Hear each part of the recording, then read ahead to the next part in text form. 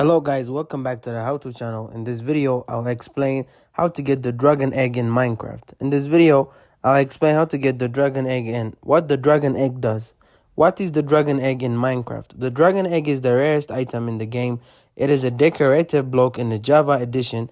The dragon egg is not available in the creative mode. The dragon egg is a gravity affected block. So if you remove a block below it, it will drop one block to the next available block. The dragon egg also has the ability to teleport similar to the Enderman to a distance of 31 by 5 to 31 area from the egg. The egg also emits a light level of 1. How to get the dragon egg? The dragon egg generates on top of the exit portal when you beat the first Ender Dragon.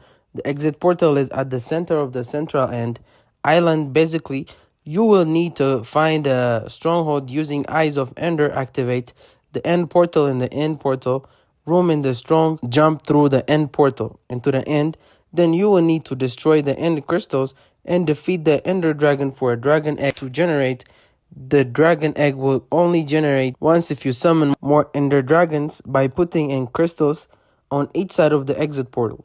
Defeating another end dragon, you won't get a dragon egg. You can get the egg by mining it. When you mine it, it will teleport a distance of 31 by 5 to 31 area. It can teleport in the air and fall to the ground. The way to get a dragon egg is by pushing the dragon egg with a piston.